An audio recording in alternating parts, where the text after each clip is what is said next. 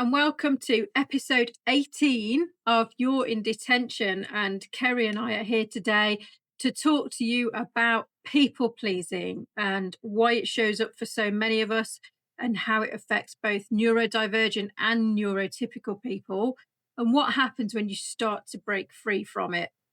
And I've worked with Joe as my coach, and the biggest thing I've learned is just how much people pleasing can hold you back, and it doesn't matter who you are. Yeah, sure. Yeah. So let's start with the basics then, shall we? Um, People pleasing is when you put other people's needs before your own and you say yes when you mean no. So you end up feeling like drained or resentful. And it's not just about being nice, it's about losing sight of actually what you actually want. Yeah, and I think for me, it looked like always saying yes to things, taking on too much, and then I'd begin to feel overwhelmed with it. And it's that thinking that if I keep everyone happy, it'd avoid conflict, and people would continue to like me.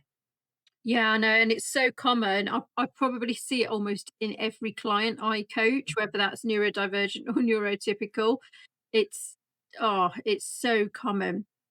But I think almost everyone that I've coached has people pleasing as one of their top saboteurs. So for neurodivergent folks, there's like extra layers and traits like RSD, which we talked about in our podcast a couple of episodes ago, which means like even small hints of like criticisms or disappointments can feel overwhelming. So I think like you end up saying yes just to avoid that feeling. And also there's masking as well, where you're trying to hide your differences and fit in with everyone else. So that often means going along with things you don't want to do, or just to avoid like standing out or just causing a fuss because we don't like that. But avoiding conflict is another big one.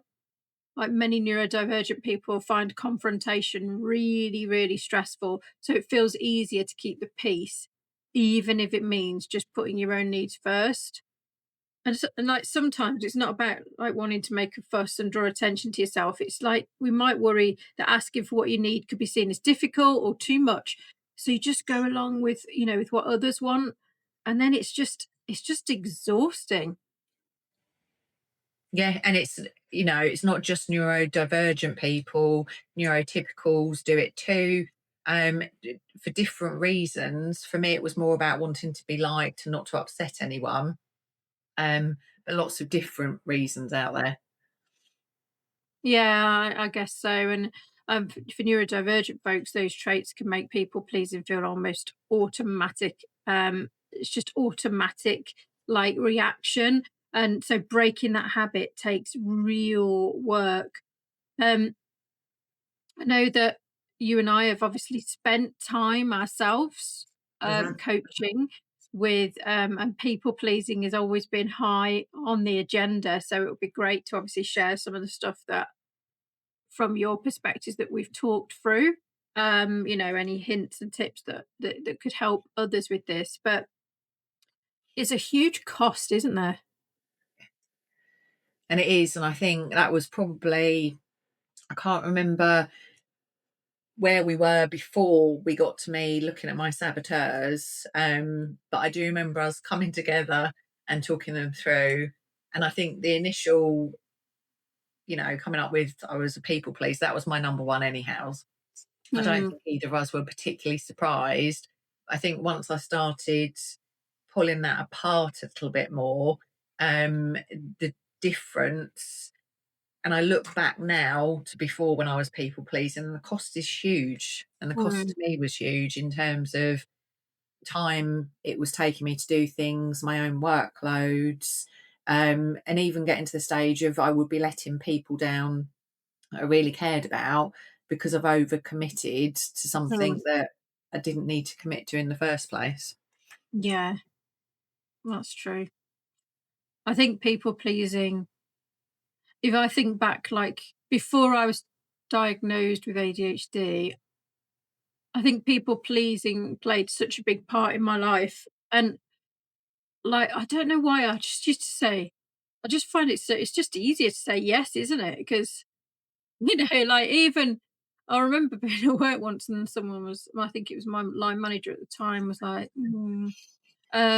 yeah, yeah, you didn't get put forward for that. You didn't get that promotion or something, and, and I'd actually been doing a job well above my grade for, like, 18 months, and, I look back and I think, "Why did I just not say, well, find someone else to do it then?"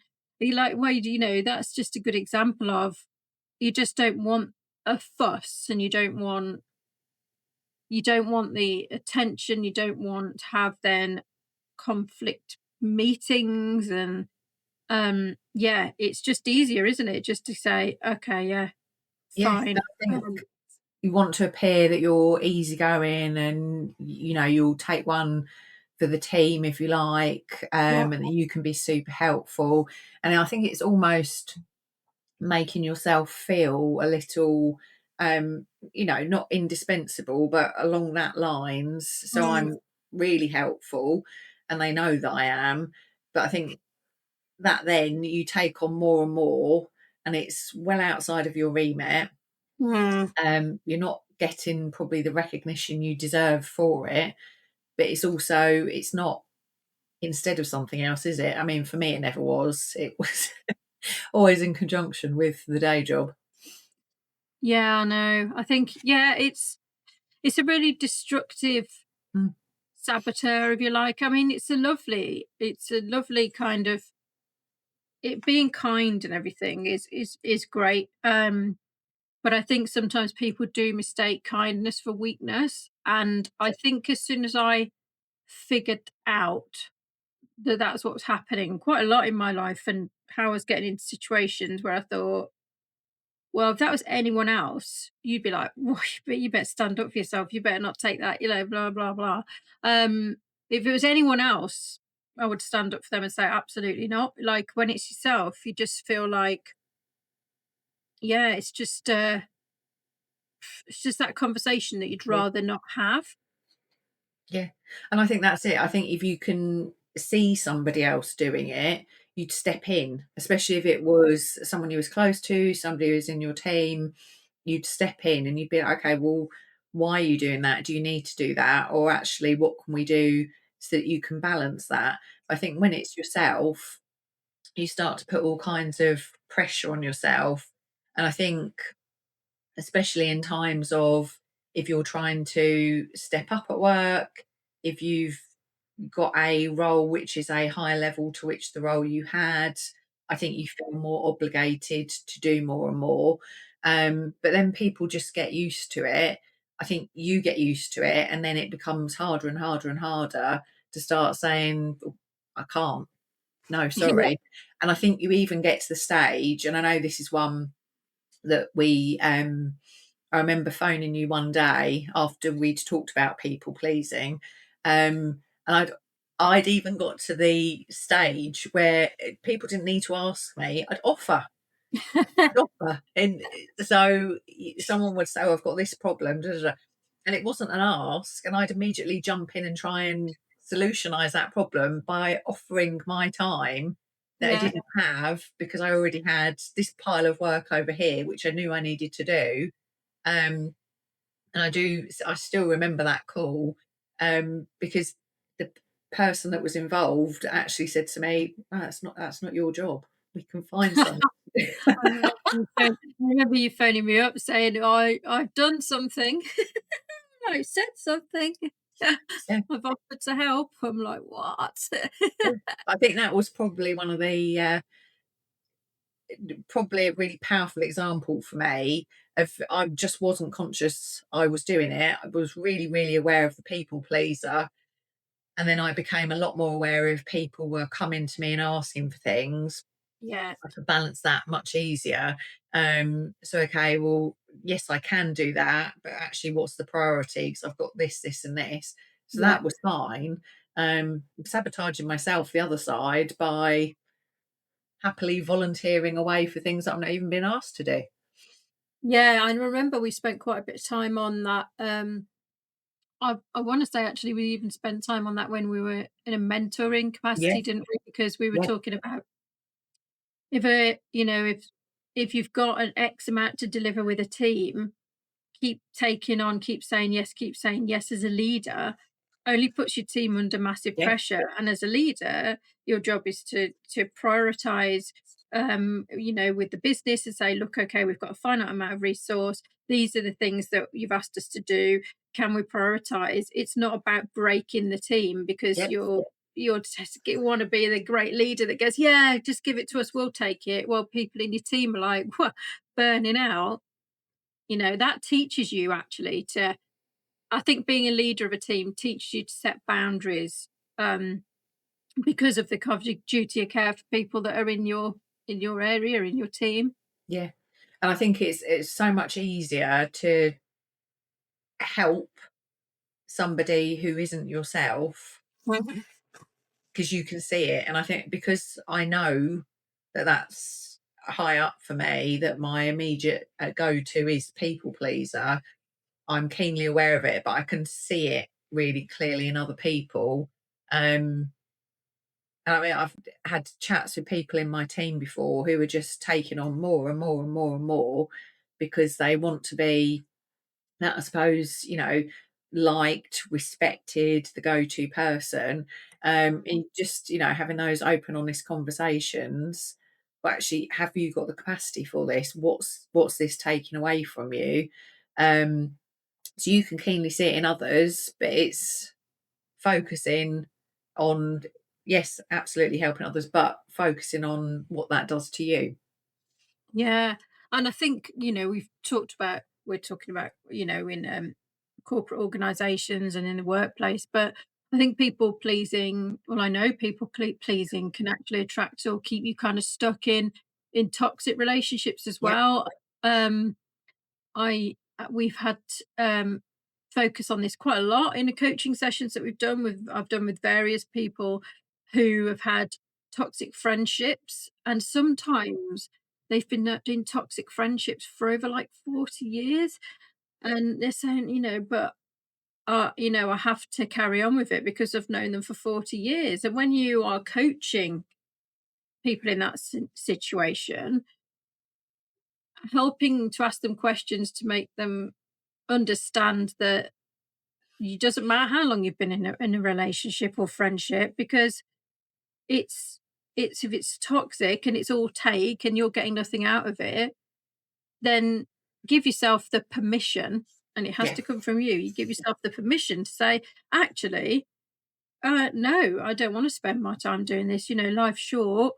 Um, and I think people come into the realization themselves that they can have the confidence to give themselves the permission that they don't need to be in these friendships, or they can recontract in that friendship to say, right, okay, well, I'm not getting anything out of this friendship actually, and all you constantly take from me. And one of my favorite sayings, I mean, I can't have a people pleasing podcast without having my favorite saying, and I've used this so many times, but my favorite saying is people pleasing is, givers know your limits because takers don't have any. And it's such a, like, it sticks in your head so much because it's true. yeah. And I think that was it's a really important to remember that all of this, so people pleasing, RSD, and everything, it's not a work thing. It's it's an all the time thing. So, and I think that's probably a big part when we were coaching together. We didn't just focus on work. I mean, you talked to me about it was my, what I wanted to do, achieve, and it none of it was linked or limited to just one area. And I think that's been super important because I know for me personally, I wasn't a people pleaser just at work. I will be a people pleaser everywhere. Um, but I think it was again, it's understanding that, isn't it? You're not a Yes. different person just because you're in an office or between 9 and 5, um and anything like this it gets into other parts of your life, so whether it's relationships, and that can be anything, can't it? Family, friends, partners, Yeah. children.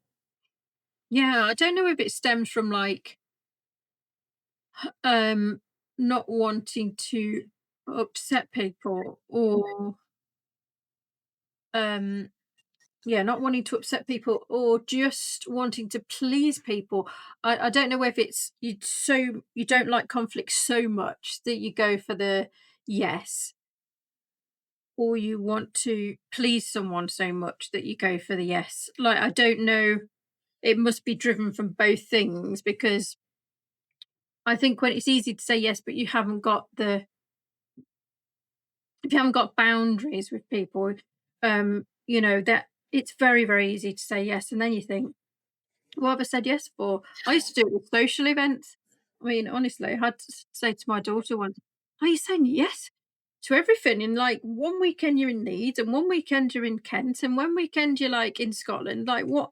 You need to take control of yourself because you keep saying yes to be. I don't know what it is, whether it's a popularity thing, whether it's to keep friendships, whether it's you've been to uni, so you've got friends all over the place, and you're trying to keep in touch with those. But it comes to a point where it causes burnout, doesn't it? So whether that's at work, whether it's with friends, or whether it's with family.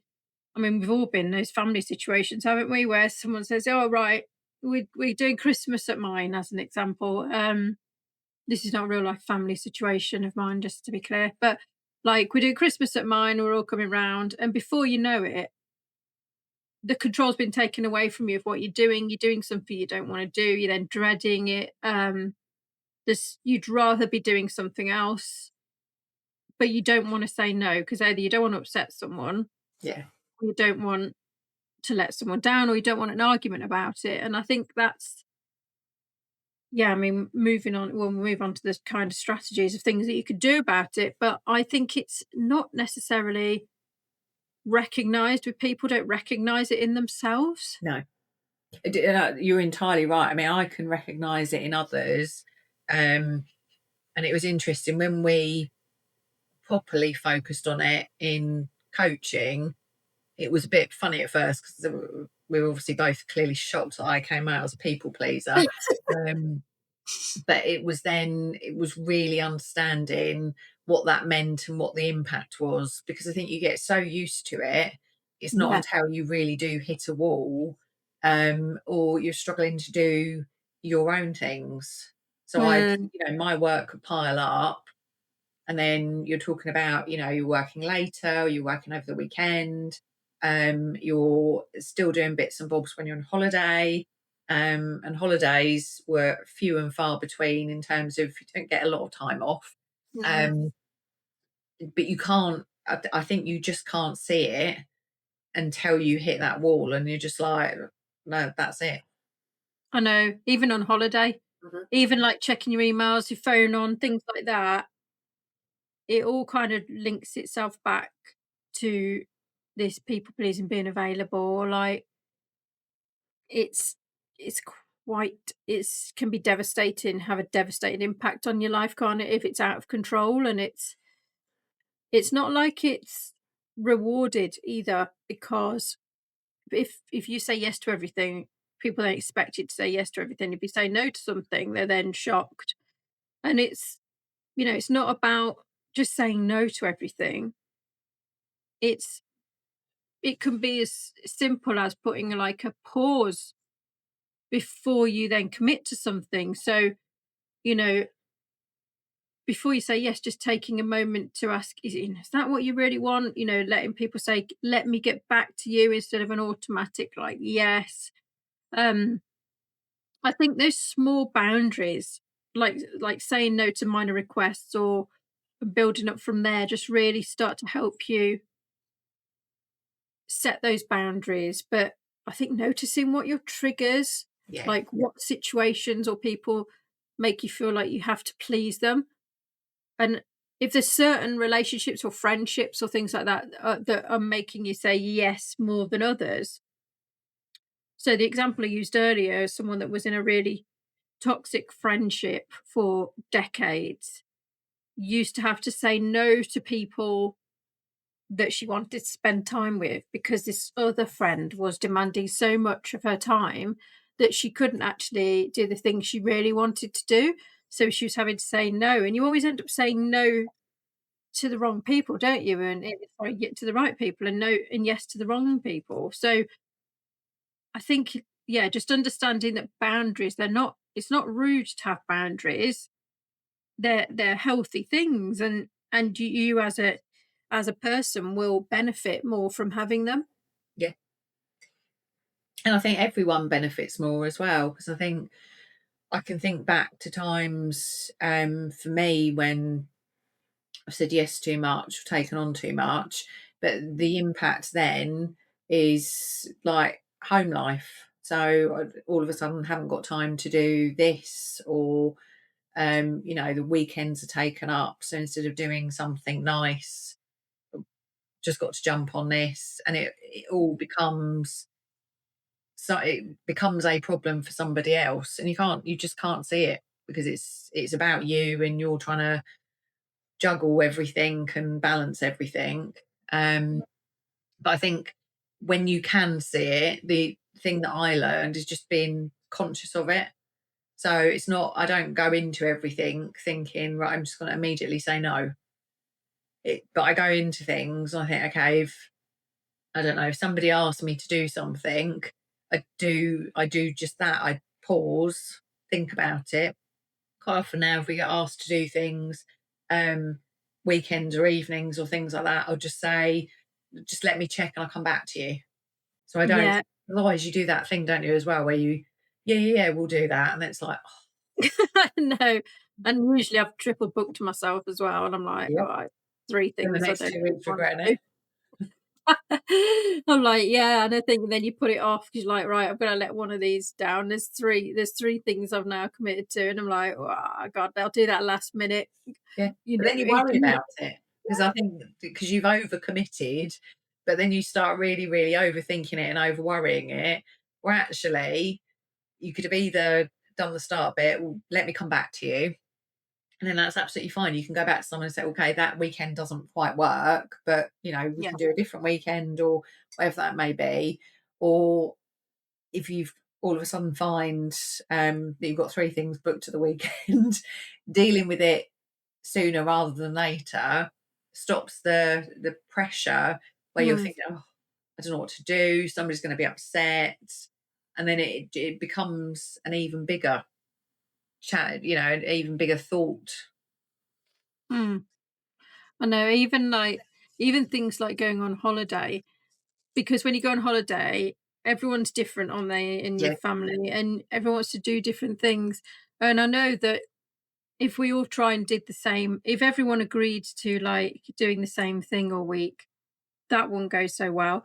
Um, but things like my husband likes going on, like, tours of places and stuff like that, whereas, like, my brain is just not wired to have that level of interest in somewhere. So if I went to the pyramids, and I'll say that because my daughter's there at the minute. If I went to Egypt and I went to the pyramids, I would go there, I would see it, I would take a photo, I would probably take another photo, I'd take a selfie, and then I would be back on the bus and I'd be going somewhere else. I've seen it. Um, Whereas he would want to learn all about how they were built, all the kind of things like that. Whereas I'll just get bored and I'll start like spouting out conspiracy theories about, well, they can't have built those because there's no way they could, this is how it kind of ends up. So it's, I think, acknowledging that and then having those conversations.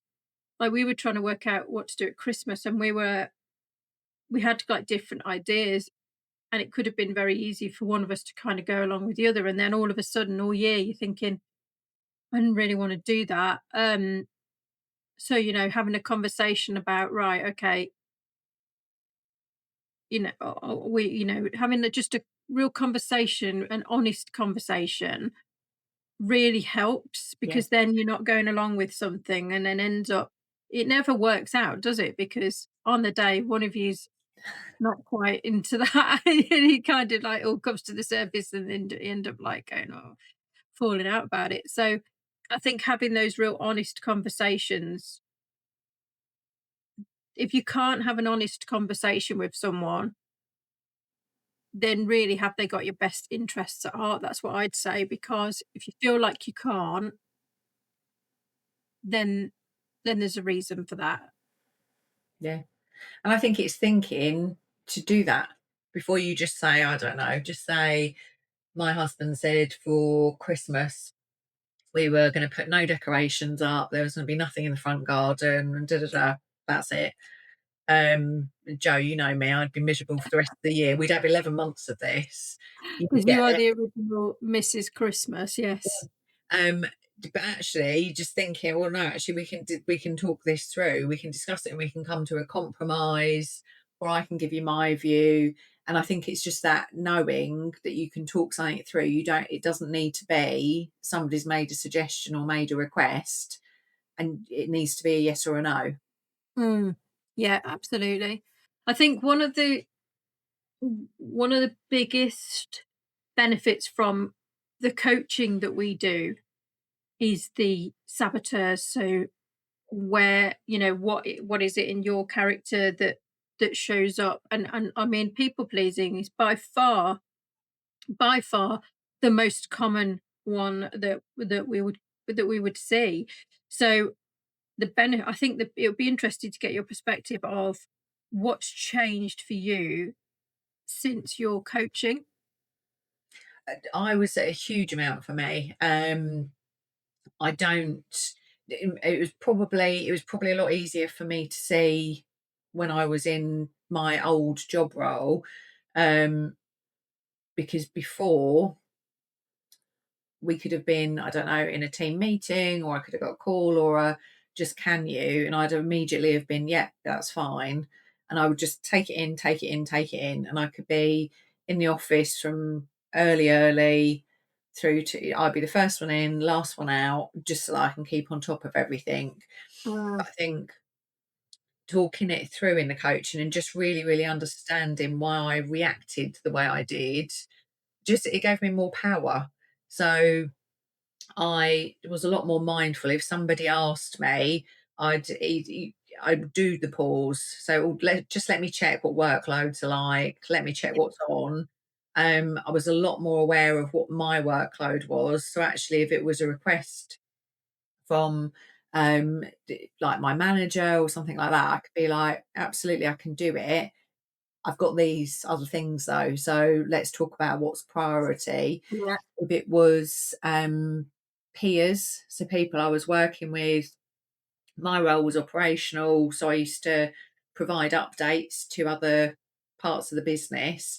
But that was hugely time consuming because there was an expectation. It was in person. So that for me could mean driving 2, 3 hours to do something. But I had a different way which I knew would work. So it was having a conversation. But I think the biggest change was feeling empowered, um, and not thinking my only solution was to say yes and everyone be like, brilliant, Kerry's doing it, or no, and oh, how difficult is Kerry? yeah, yeah. I think that, and when you've got numerous people pulling on your time, Yeah, all who think that their thing is more important than other people's, having those, being empowered to have set your boundaries, whether that's in work or personal, that's a kind of game changer, isn't it? Because firstly, when you say yes to everything, how much respect do people have in the workplace? Because they just go, oh, you'll just Kerry will take this on, Joe will take this on, whoever it is, and then having that ability to say, right, okay, let's have a conversation about this. That a simple line like that. Let's have a conversation about this. There's already like a break in there.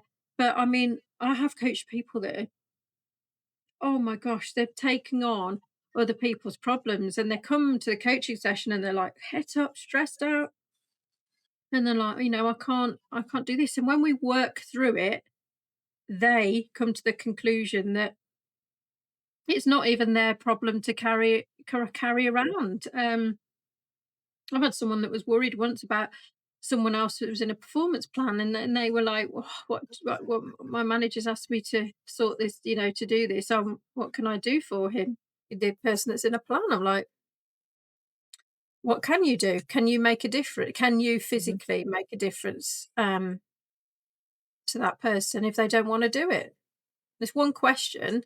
Yeah, When you ask a question like that, and then the person that you're coaching has the reality and says, "No," you could see the load just lift off, and yeah, it's simply because they want to make a difference to people. They don't like people don't like seeing other people like in difficult situations. So you take on the role of a rescuer, and you're in there in the middle of it, in the thick of it.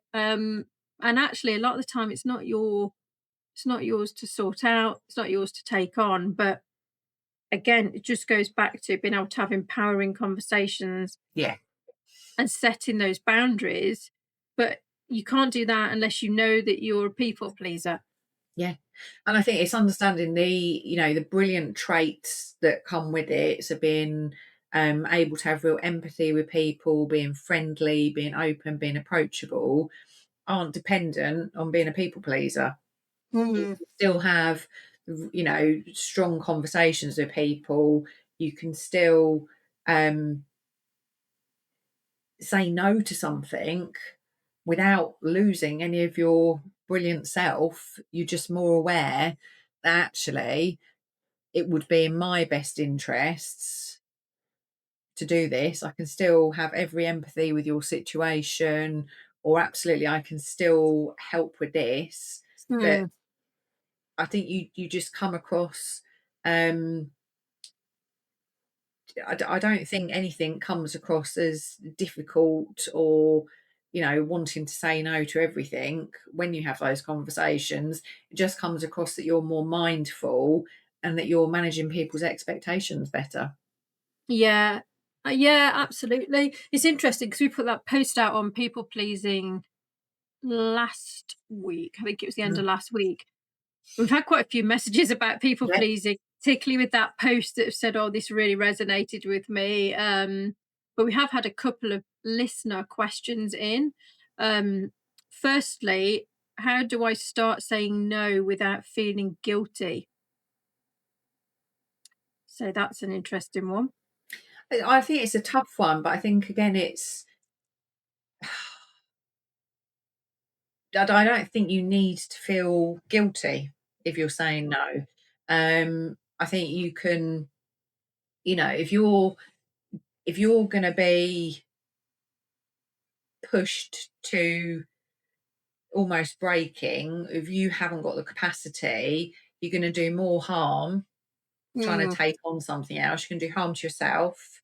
Um, it could be that you can't do exactly what it is that that person's asking you to do. yeah, So actually, the best thing to do is have the conversation. yeah, Um, and I think it's really difficult. I think people can make you feel guilty for not wanting to do something. But I think if you're open and honest, you're not overcommitting yourself. I think I'd far prefer to say to somebody, sorry, I can't do that at the moment, um, than say I can and then not be able to deliver. yeah, absolutely. And practicing saying like no, just to Hmm. little things to start with. Yeah, And then but also I think, like, noticing when you say yes, but you mean no. yeah, So you know when you've said yes when you mean no. I mean, yeah, everyone knows when they've said yes when they mean no. yeah. No's not a dirty word either. It's not a nasty word. It's not a mean word. You know, you're not being super rude to somebody. You're just, no, at this stage. Absolutely. So if you recognize this in yourself, you're definitely not alone. People pleasing is common for neurodivergent and neurotypical folks, but you can change and you don't lose your kindness. So that's the thing to think about. It doesn't mean you've got to walk around being unkind to people. It's just about like setting boundaries, isn't it? And just start off really small, start to recognize patterns. So if you're saying yes and deep down you think no, this doesn't work for me, or this isn't right for me, or I don't feel like this is fair, then you know that that's an example of you people pleasing. Yeah. I think if I can do it, anyone can do it.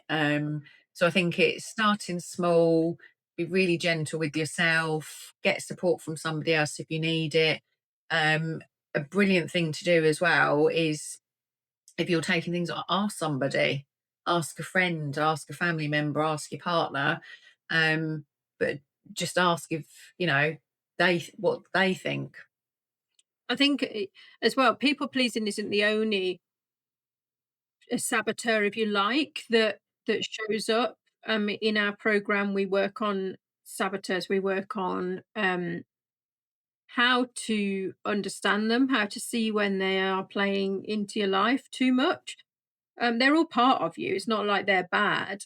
It just means that they can be overplayed Mm. sometimes. So I think coaching helps you understand what they are Yeah. alongside your strengths. And then you kind of can work out, all right, okay, well, I can see how these play in now, and I'm more aware of how they show up. And I think coaching is a really powerful way. I mean, I'm just thinking when you were talking then, would you be sat here doing this podcast if we hadn't talked about people pleasing in your saboteurs? No, and I think, I mean, I've said it probably numerous times before on podcasts, but I wouldn't be sat here today at all if I'd not had coaching and meaningful coaching. I think that's Mm. the big difference for me. Um, and by that, I mean, it wasn't just about work, it was coaching me as the whole person. Um, but also with the, I, ca- I don't even want to think where I'd be if we hadn't done the work on saboteurs. People pleasing was the big one. I had obviously other saboteurs that came out, which we talked about. But all of those, it wasn't, none of it was shocking. None of it was, that's not me at all. It was all very recognizable. But actually being more aware of it, having some tools to help me make sure that they didn't completely take over. Because I think you've got some brilliant traits in there, but actually knowing when you need to dial them up or down slightly, um, and being aware of them. Would I be sat here today if we'd not done the coaching? No. Sorry, Kerry, I was trying to sneeze then. Oh dear. I just came out of nowhere. There was going to be no stopping that. But yeah, I think when you yeah, it's really interesting, isn't it? When you start getting asked questions about yourself and you have spent time understanding all the different elements that your personality demonstrates every day. It's so funny, I think people think that coaching is all about us telling our coaches what it is that what you Yeah. should be doing and stuff like that. But that's not what coaching is. I mean, there is not one occasion, mentoring aside, because that's a different thing. There's not one occasion when I gave you the answer. Yeah, absolutely not. Absolutely not. And I remember, I mean, the difference from when I started the coaching to when I finished the coaching, um, I remember I'd go away from our initial coaching sessions and I'd have taken away this is what I'm going to do in between. And I think the first time I was a bit like, "Mm, I've told Joe that I'm going to do that." And some of it is that accountability. So it was nothing you told me to do. You'd be like, okay, so what small step do you think you can take? And I'd be like, okay, I think I can do that. But actually, as we move through, my confidence increased because I'd be like, okay, what can I do? Well, I can do this. And he'd be like, okay. And I'd take that away and I'd be like, no, I really can do this because I know what the difference it's going to make. And I think that's the interesting thing is it all came from me. So it was my thoughts, my ideas, how can I move it forward? Um, the mentoring was brilliant, and I think that definitely helped me at a time when I was stepping into a different role, more responsibility. Um, but with the coaching, it's more powerful because it's all Kerry led, should we say?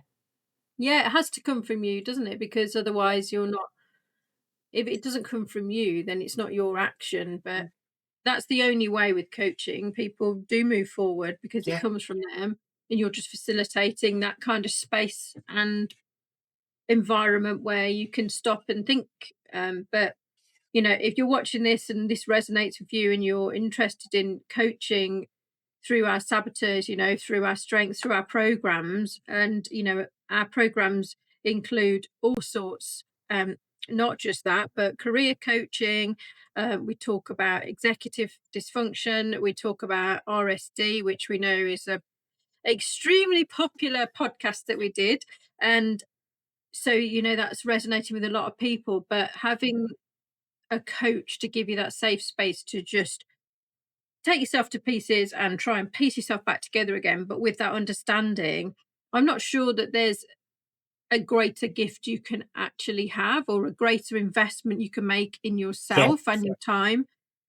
So look, if you're interested in coaching, the links in the description, it always is, for the website. And some people on here might want to actually think, actually, I would like to be one of those people that gives people that environment to be able to explore and understand themselves. And we've just actually launched the April intake for our academy. So if you're interested in signing up for that, we've actually made slight changes to it, which is a big change to it, because now it's a pathway onto an accreditation, an academic accreditation, which is fantastic. So we're really happy about that. But yeah, if you would like more information and if you want to make a difference, you don't need to give up your job to do it.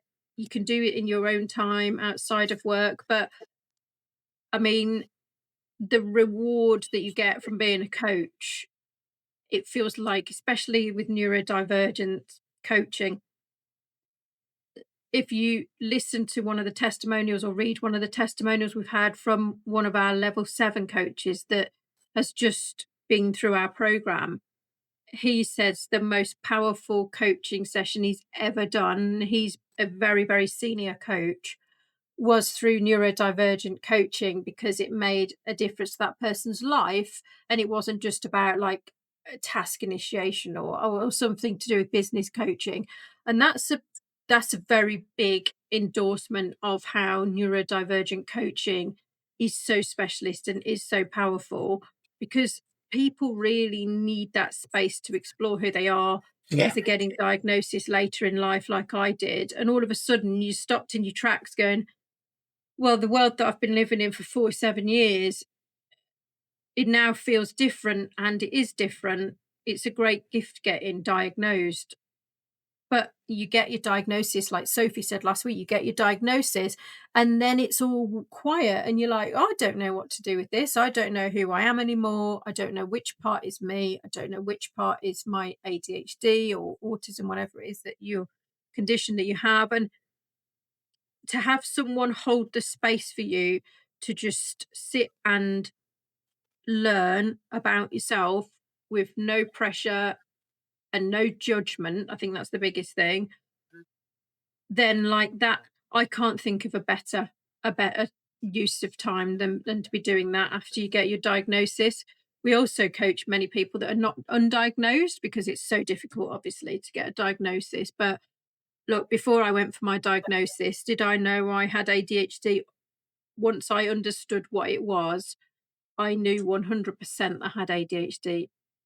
Um, I went to get it confirmed because I felt like I needed to, but it was no surprise anything that came back in terms of my diagnosis. So, don't put it off, but you don't need a diagnosis to go through coaching. It can help you without that. And in fact, probably 50% of the people that I coach don't have a diagnosis at all. So that has been our podcast on You're in Detention. This is number 18 of 20. So we've only got 2 left in the series.